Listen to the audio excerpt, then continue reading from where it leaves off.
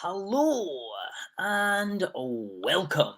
If you're joining us from around the world, wherever you are, or indeed if you're just the upper six or lower six who might be tuning in as well, a big hello and a warm welcome. We are doing some revision this evening.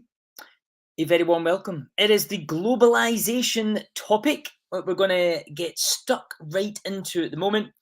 That will be featuring, as we all know, as paper two, globalization 16 marks. Now, the content we're going to go through at the moment will be content that is covered in the advanced information. So if you look at the advanced information and go to the globalization section, you'll notice 3.1 A, B, and C features. Now, it could also feature, and again, this applies to current upper six, the 2022 cohort, that this could also come up in paper 3. So I will be making reference to some of the synoptic links and some of the key concepts that come up in this particular section as well.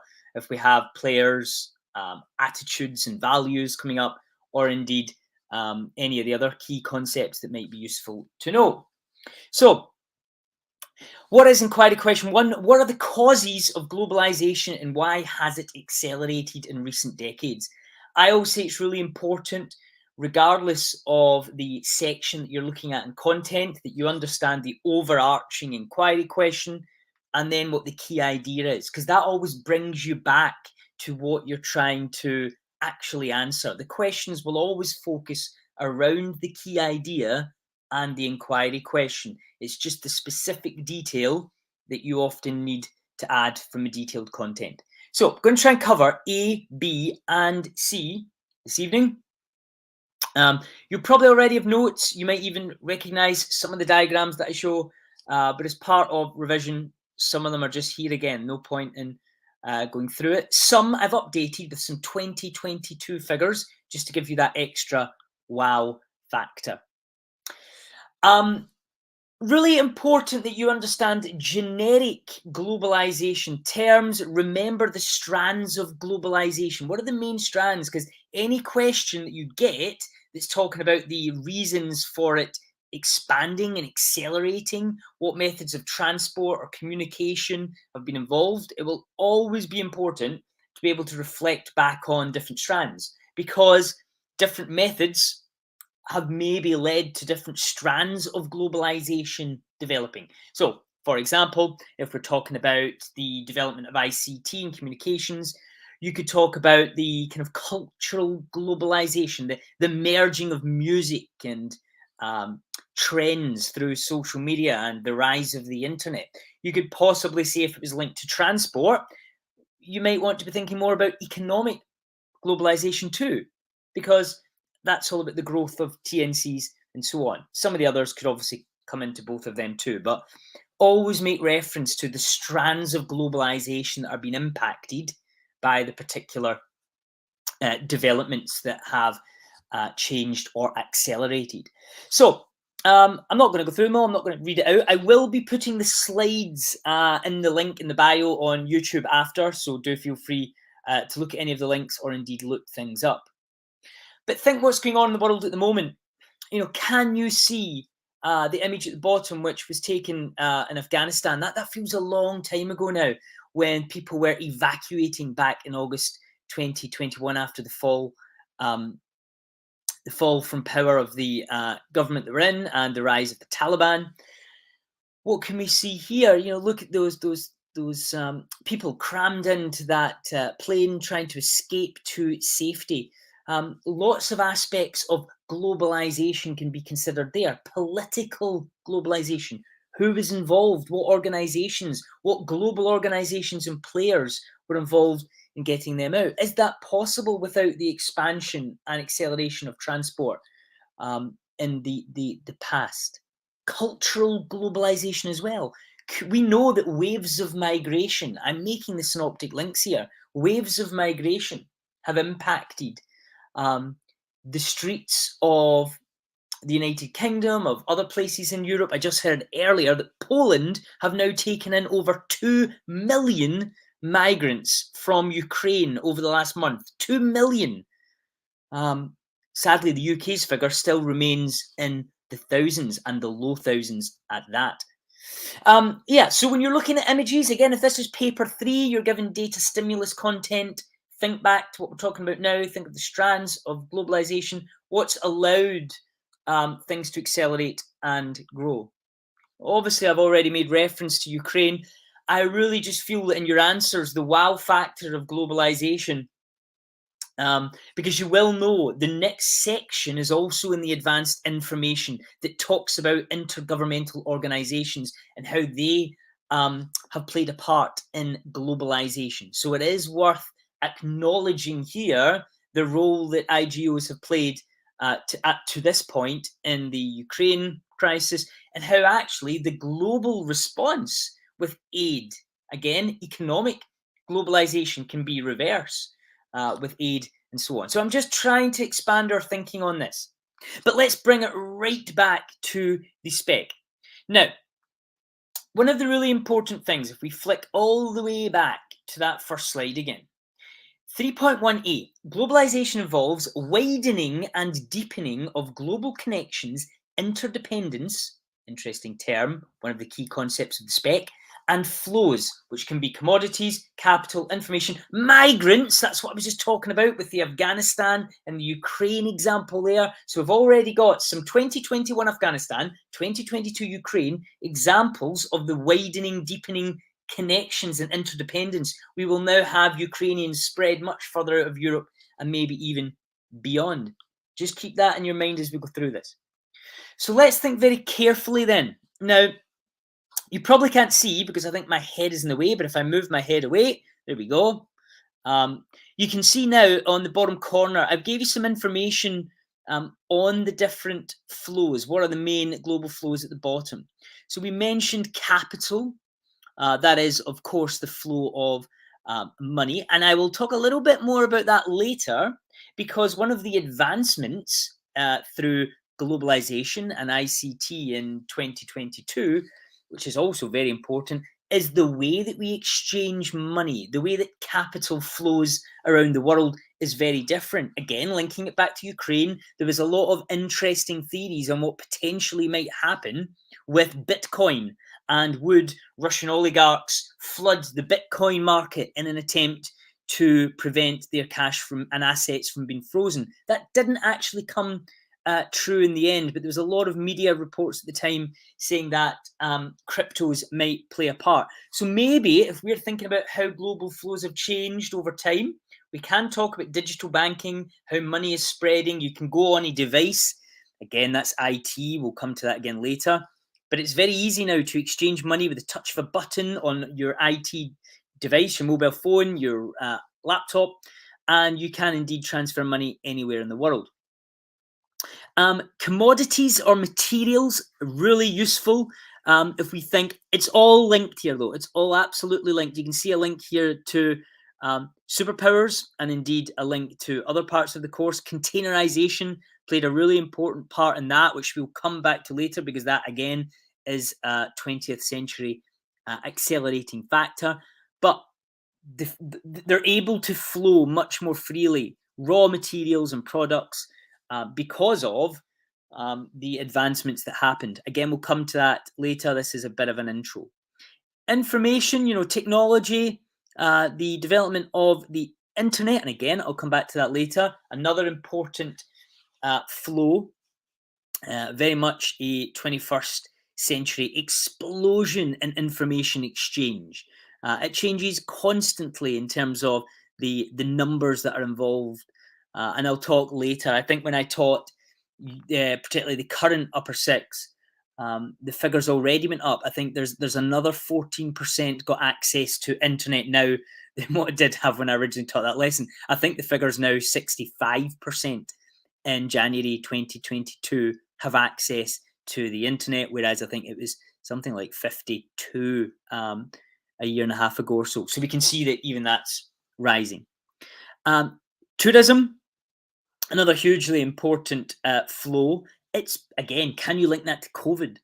What did COVID-19 do to our originally deepening and widening connections. Globalization accelerated the flow of tourists and tourism, making our connections to other parts of the world deeper and indeed further away. Has that been restricted a lot more during COVID-19, 2020, 2021? There was absolutely the rise of staycations and people deciding to remain in the country because they had no other choice. So again, can you link it into another event?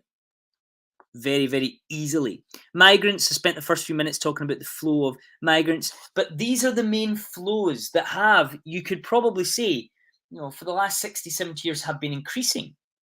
However, maybe you could throw in your COVID-19 point. Futures and uncertainties, pandemics, viruses that we don't expect. We now have conclusions. We now have evaluations and assessment that we can discuss that we did not have in 2020. So really important to throw that in. Remember, futures and uncertainties. What are they? Really key, important part. I told you it is one of the 3 themes that we want for paper 3, but we can think about it now. We're already touching on a number of these. So the spec asks us to understand the widening and deepening global connections. And I like this lovely graph on the right-hand side that talks about the types of connections and the countries that are able to have those connections. So the shallow, the not very deep connections, and those that tend to have connections closer to them, often are the low-income countries. Sudan, Chad. Can you think of other sub-Saharan African nations that may have shallow connections, that may well, when people do move out, go to their nearest neighbours or not too far? Basically, the connection is quite clear here. As you develop, your connections go further and deeper. Middle-income countries, poorer people might still rely on local produce. I'm thinking of Brazil here, those who may still live in rural areas in Brazil. What about those urban dwellers, the people of Rio de Janeiro and Sao Paulo and Belo Horizonte? People who are living in these places are absolutely traveling the world. There is a wealthy elite who are engaging in the latest music. They've got music festivals, Rock in Rio or Rock Rio. They've also got a number of music festivals that attract the biggest EDM acts to go and perform in Rio every single summer. The Rio Carnival attracts lots of big artists and people too. So we certainly know, and we're absolutely the cultural awareness of a country like Brazil as we start to move down. Then we go to high income nations, which, you'll be reading lots about the role of Boris Johnson at the moment, and the idea that a developed country, like a high-income country like the UK, is playing a really important part here in the war that's going on in Europe, and arguably beyond, because he is playing a crucial part in trying to ease the tensions that we have. Really interesting, though, the idea that we've got to be very careful because, again, we have a rising cost of living. That's a really good, assessment point here that, most people are widely traveled and fly overseas, but, will that necessarily be the case now? We're coming out of COVID. There is a real pressure on people's money and the standard of living. Everything's rising due to the war and was already rising because of supply and demand issues following COVID. So we can argue actually that, and I do want you to put in an answer if you're doing like a 4-marker or something on here, that you understand that although high income countries have the deeper and the further connections, there are a large number of people who, for the reasons I just mentioned, maybe don't. There's the key concept at the bottom. If you're thinking paper 3, and I said throw in those terms, interdependent, absolutely. As we become deeper in our connections, and as we go further, the flows that I've mentioned on the left-hand side, learn those flows, those 5 flows. There is an increasing interdependence. It happened with COVID. Who had PPE? Why were we not making much PPE in Europe? We had to go to China, but everyone wanted PPE from China. All of a sudden, we realized we are dependent on PPE from China. So we really need to be thinking and trying to bring in little examples like that, where interdependence through globalization is becoming very, very clear. Now, part B asks us to consider developments in transport and trade in the 19th century. So we need to have a basic understanding of the developments that allowed globalization to develop. And we're starting way back. I know it's geography, but we are going back to the 19th century, only touching on the factors. We don't need extensive detail here because we're not going to be writing a historical essay. We then want to be considering, okay, and what were the accelerating factors in the 20th century, notably jet aircraft containerization, which contributed to a term that we need to understand, and we'll look at this now, the idea of a shrinking world. Really important that you acknowledge that you understand that globalization is actually incredibly old, and we could say that, you know, since people began trading with each other, we can go back to trade in ancient Greek times, you know, where that's 3,000 years ago, that countries have always looked to trade and engage with others. So globalization is not new.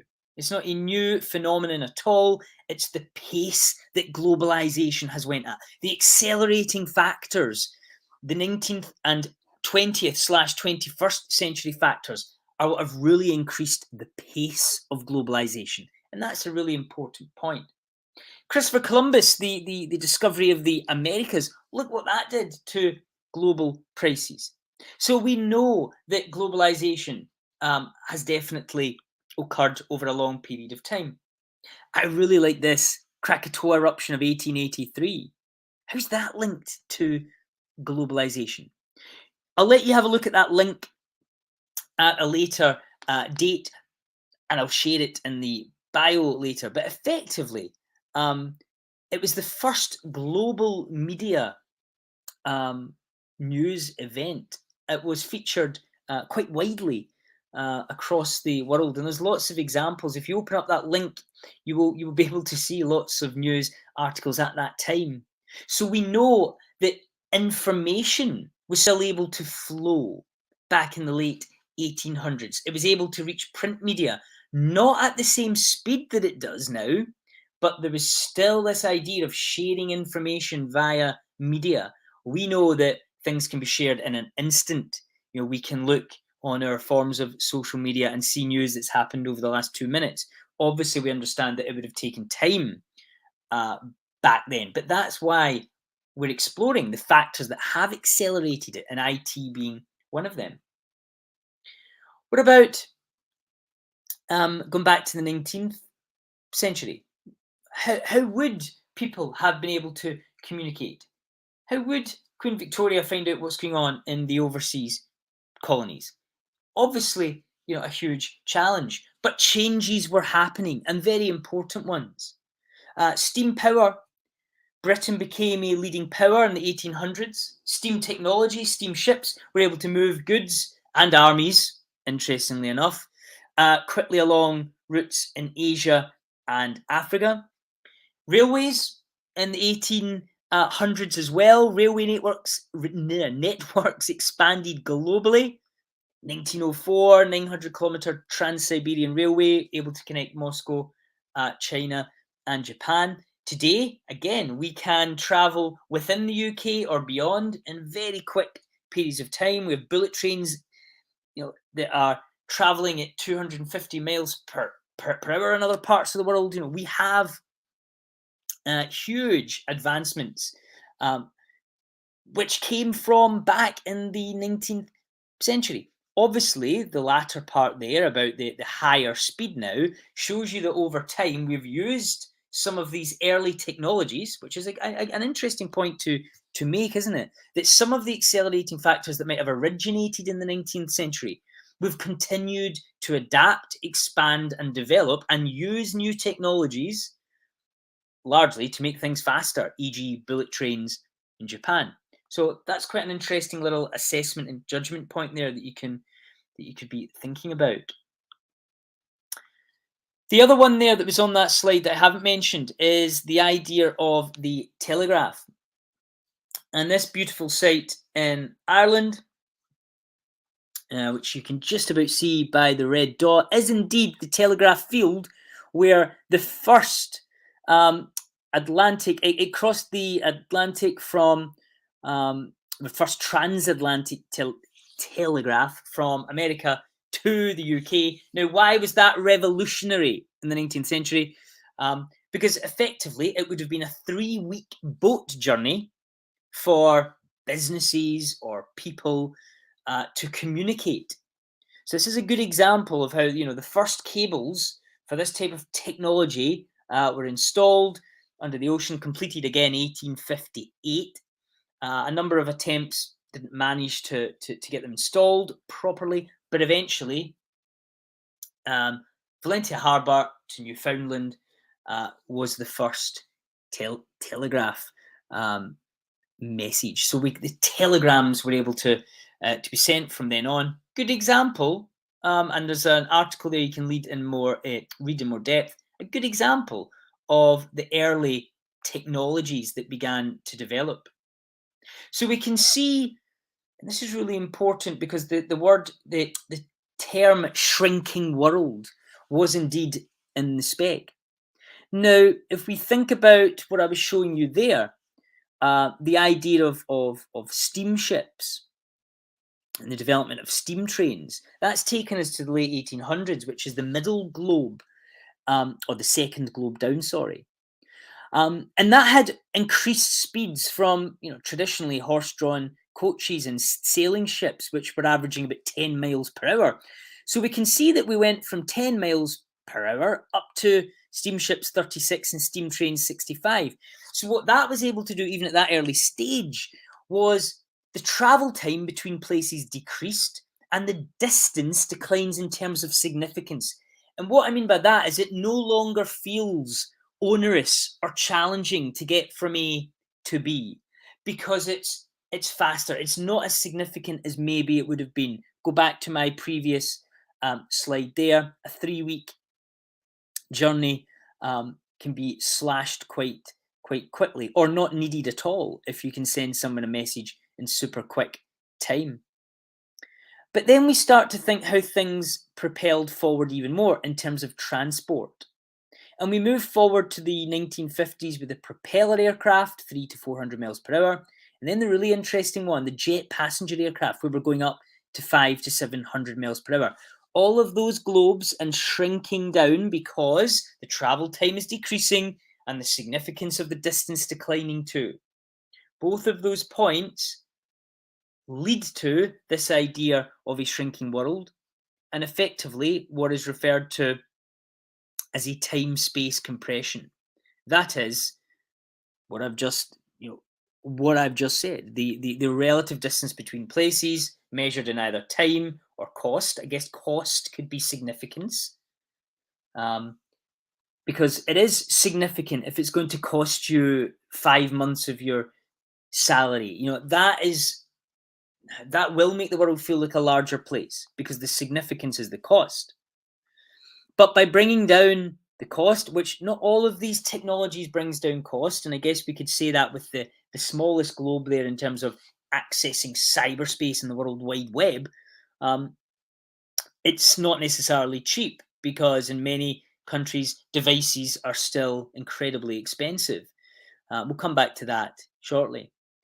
But the jet aircraft, really increased things from the 1960s onwards, 500 to 700 miles per hour, meaning you can go from Europe to Australia on the Airbus A380 in 20 hours. That's gone back to 2013.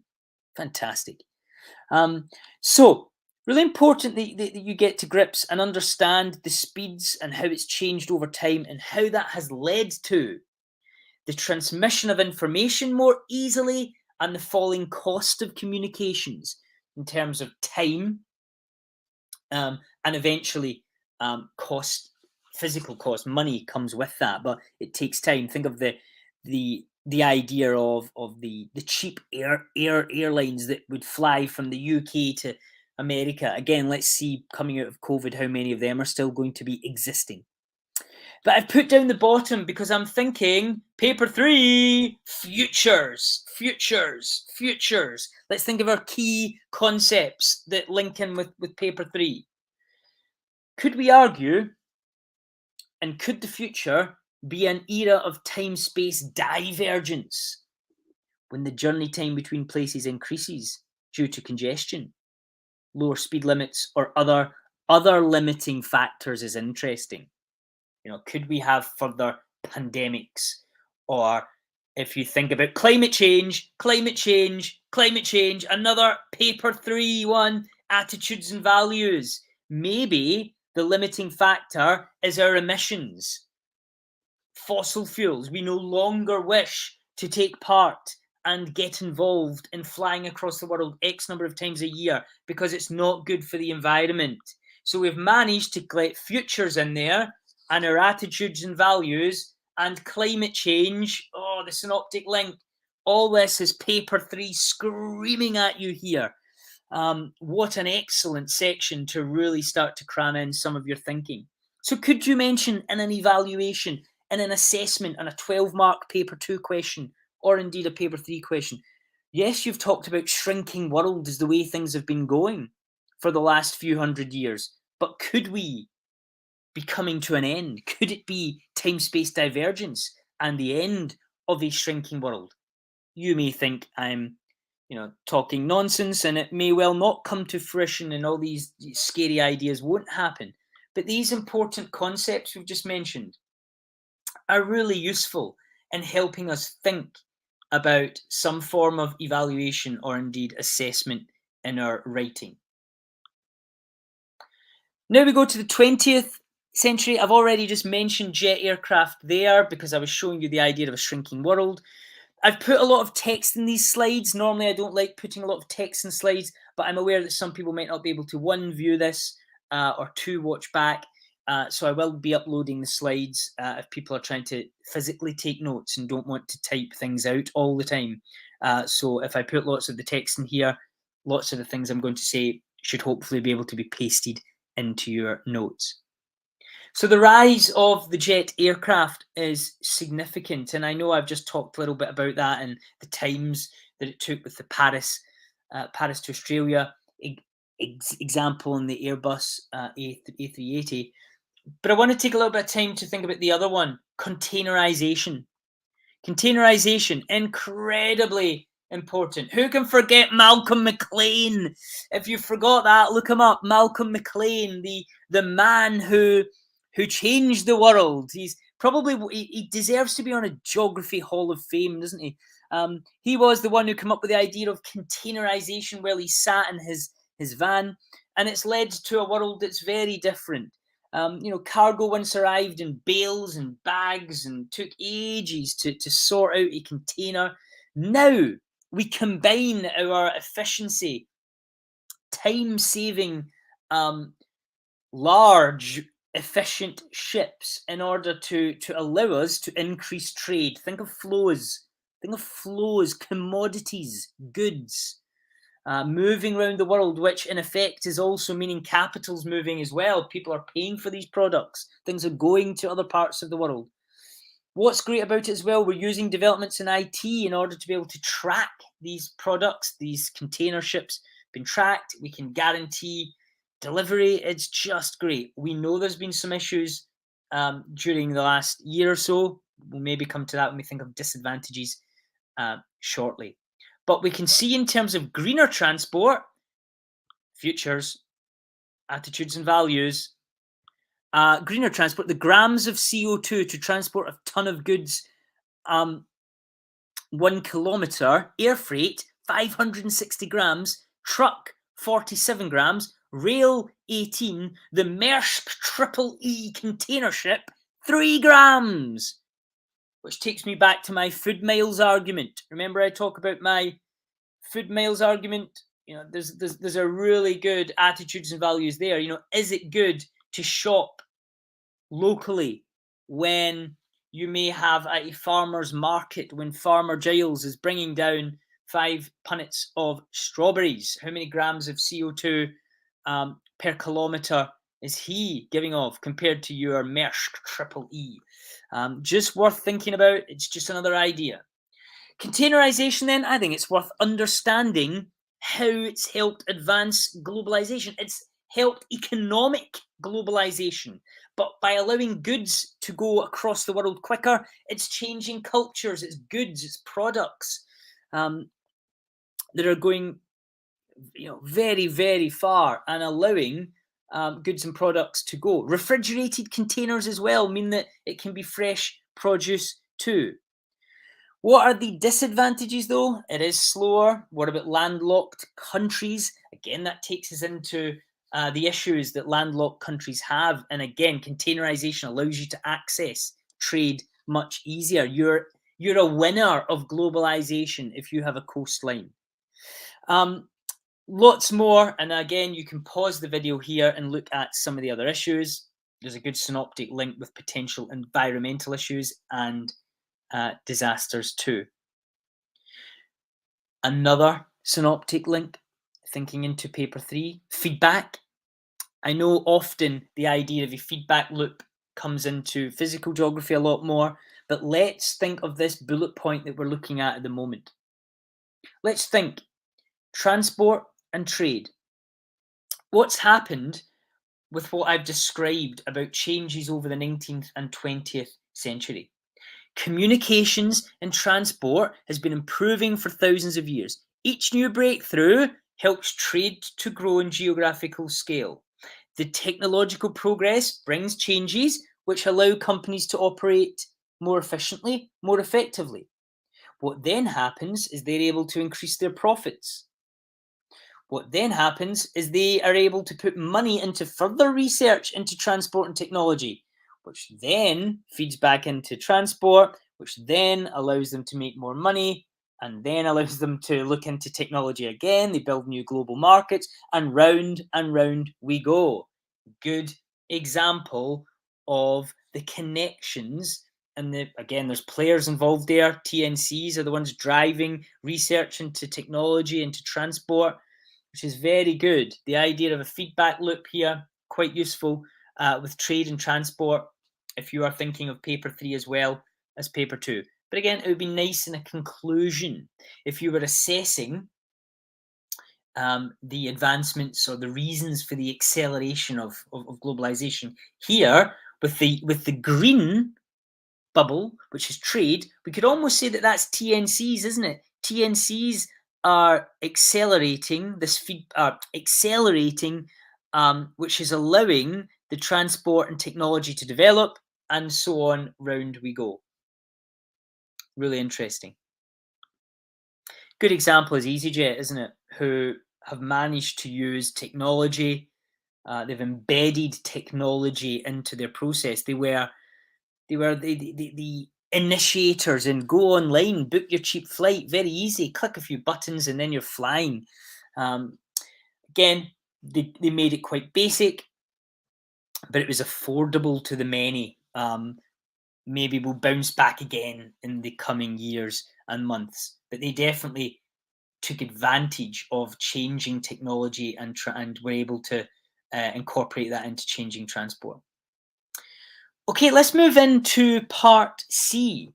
Now, part C is talking about ICT and global communications, which I know I've hinted slightly at that, but we're going to develop it in a lot more detail, thinking about the development of mobile phones, internet, social networking, electronic banking, fibre optic. How have they helped contribute to this time-space compression?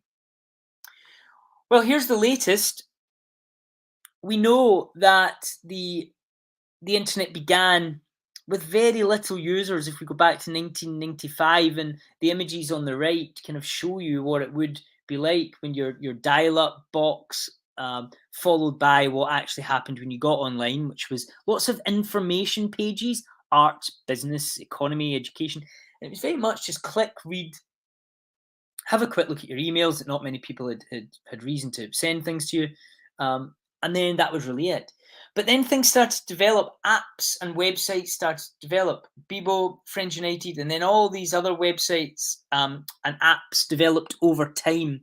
And as they developed along with the technology, we now use the internet in 2022 for many reasons, including commerce and buying things. I mean, Amazon, I'll talk about that later, but Amazon's a good example of a company that have managed to take advantage of the accelerating factors across all of the accelerating factors.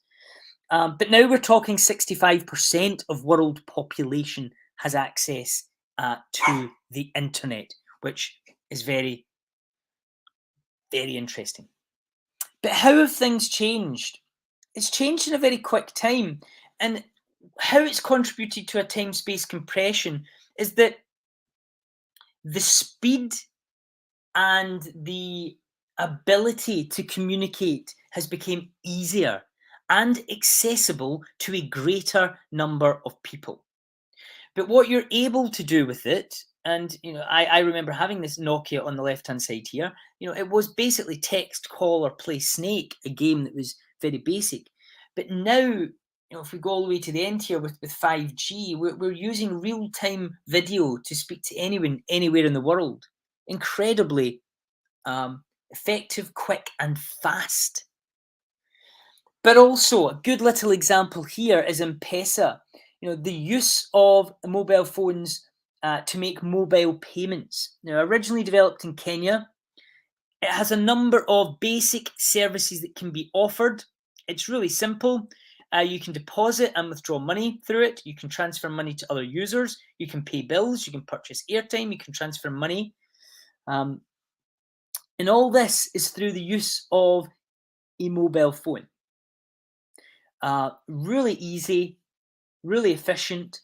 M-Pesa has a significant number of agents in country. Often you'll see in some of the corner shops little M-Pesa logo, similar to when you see Western Union.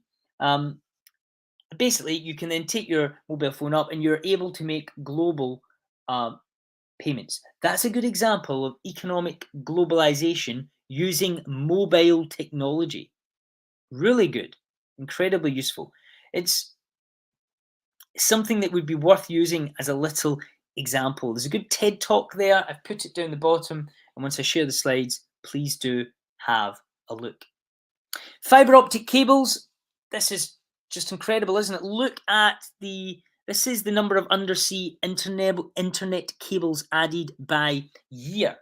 And you can see we go back to the 90s, 1989, 4, 1991, 1991, 2.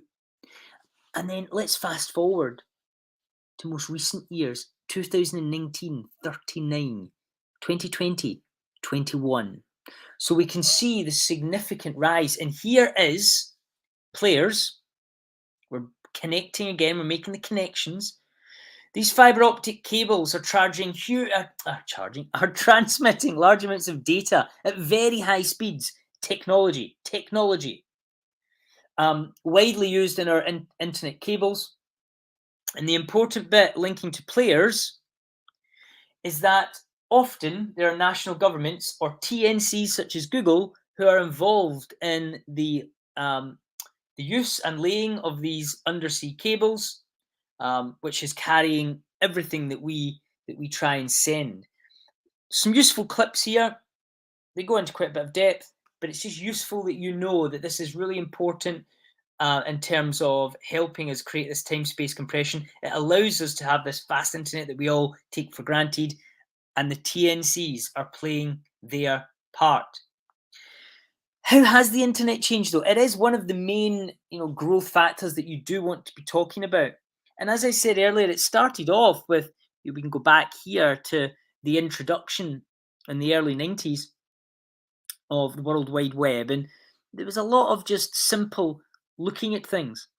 And then came the explosion into the early 2000s. And look at those household names and apps that you'll see there, that many of them that you use. And the pivotal moment, I always think that the iPhone just revolutionized the way that we accessed the web on our phone. And then you can see all the other companies, and the way that we interact now is not just social in terms of apps, it's commerce, it's business, it's transport. We book our Ubers, we book our hotel rooms or our rooms we're going to stay in through Airbnb. We interact, we exchange money, we do online banking, and I'll come to that in a second. But our use and growth is significant. You can see on the right hand side there just the scale of the internet growth, and how it has just continued to grow and grow and grow. But what are we doing? This is from 2020. Every minute of the day we are consuming. And again, feel free to pause this or indeed download the slide later. But look at our social globalization. No wonder movies, food, trends, clothing, music is spreading around the world quickly. Look at people who are installing these apps and using them and exchanging messages. Every minute, Spotify adds 28 tracks that globally you can listen to any of those, the genres that you'll be experiencing, the movies you're watching on Netflix, and so on and so on, the pictures you're engaging with on Instagram. However, let's be clear about this. The accelerating factors linked to technology and ICT are definitely causing a huge significant growth, but let's look at the number of internet users in each region, and we can quite quickly see the share of global internet users is definitely very low when it comes to particularly sub-Saharan Africa. So really important that we note there are parts of the world where internet users and the share of connectivity is incredibly low. We look at the average amount of time that people are spending on the internet now, though. We can see that people are getting access across emerging economies on developed economies. Worldwide average, 6:54. That's 6 hours, 54 minutes a day of internet users aged 16 to 24 are spending. So maybe you want to check your phone and see how much you're using on average. But the average worldwide internet use a day is 6:54. Wow. Philippines 10:56, Brazil 10:48, South Africa 10:06. So that's interesting. There are some developing and emerging economies significantly using the internet. But where have we went from? It's moved fast, and I really do think that 2007 with the iPhone, the first smartphone designed, modeled with the internet and app use at the heart of your use, was absolutely key. But 2008, we definitely had much faster internet, real-time communication was available, and that's played a big part. What about the idea of electronic banking? I mean, if you want to go away, why not do a task? What is electronic banking and how does it work? Look at these examples I've got before. I can pick up my mobile phone right now and exchange money to anywhere in the world using my internet banking. That has really only came on board in the last decade or so. Yes, it's been going on via the internet before that, but the apps like Monzo, who might even send you a card, tells you you can use it in various different countries free of charge. In fact, most countries, I think. Visa, you may have heard of, again, interesting player in the financial market. But you can use your Visa card around the world, and you'll be charged. You can choose the currency that you're in or the currency your card is registered with. But then there is that one at the bottom, cryptos. Really good one to talk about the movement of money around the world, the unregulated movement of money around the world. Worth just mentioning when it comes to thinking about futures, is banking and the movement of our money globally going to be tied to and held rigidly with large TNCs, banks that are often headquartered within certain and regulated within certain countries? Could the future be more unregulated movement of money around the world? I said it's useful to have a few examples to back up your understanding of the development of ICT, and there's a really good wee forum article here on how Amazon has changed the world. And again, I was teaching. This is what I think makes it really interesting. At the bottom of this graph, I was teaching when Amazon was not doing much, and now look at Amazon, an unbelievable whopper of a company. Who have managed to exploit developments in ICT and global communications to ensure it is one of the top 3 most valuable companies in the world now. And Jeff Bezos, he has an incredible wealth because of this now. But the point is, the accelerating factors have allowed a TNC to be such a global player. And there are some people who don't like the idea of a company being as big as they are and what they stand for in terms of what they're doing to independent business, local business. Are they squashing the small business owner, which affects local areas? Again, make that link. That's linking us to diverse places, isn't it? And what about futures and uncertainties? We've talked a lot about these accelerating factors and the Google Glass concept, the augmented reality, which if I look back a few slides and bring back this one, you'll see Google Glass is right up the top here as kind of a new innovative idea. And it was launched back in the early, I think 2010, 2011. The kind of idea first came out, but it really didn't work. But it's coming back right now, and I think it's Facebook changing its name to Meta. And this idea of the metaverse, and you can walk about engaging in a kind of augmented / virtual reality world. And what does that mean? And again, I'll flag up our attitudes and values. Where is our barriers, our safety, our social concerns, social globalization? Is it going to cause issues with the new idea of the metaverse in particular? And there was that BBC investigation into the fact that the NSPCC are concerned that following a BBC News investigation, that people are putting on these virtual reality headsets and entering into a virtual world where it's not as regulated maybe as it should be at this point. And maybe we could argue that social globalization, because there's massive TNCs and lack of government regulation, that we need to be very careful as we go forward with how far globalization has went in terms of ICT and the accelerating factors linked to it. Again, I just think that's a really lovely, no one's going to have that type of content in their notes, but the idea of futures there is incredibly important. I hope that has, in a quite a rapid and very quick way, managed to address 3.1 A, B, and C. We have managed to look at all of the 19th century and 20th century factors. We have managed to look at the 21st century factors. And again, we went through some of them at a decent pace there. But I hope that it has, one, refreshed your thinking on this topic. I have tried to throw in things that have come up in the last year or so.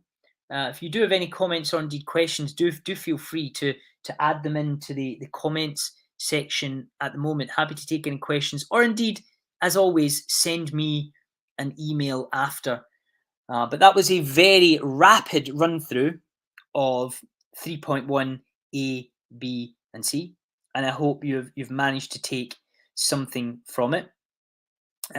Could you get? I know there's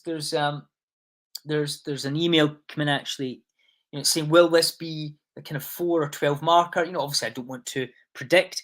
You could absolutely get some sort of source. You know, I've shown you a number of graphs, a number of charts and tables that are showing you the causes of globalization and why they've accelerated in recent decades. You know, you could be asked to engage with a source for a short answer question and be pulling on some of this content we've mentioned, or indeed, it could be given a source for a more extended question. But the next key idea looks at the IGOs, the trade blocks, World Bank, WTO, IMF. You know, there's some really good content there that is in the advanced info. We'll look at it in the next session, but it definitely could come up for a source 12 marker there too. I hope that's been a useful 50 minutes or so. Please do feel free to get in touch. I will put the link to the content that we've covered. It's been an absolute pleasure. Have a lovely evening. From me, Mr. Cunningham. Ciao, ciao, ciao. Over and out. Globalization. Goodbye.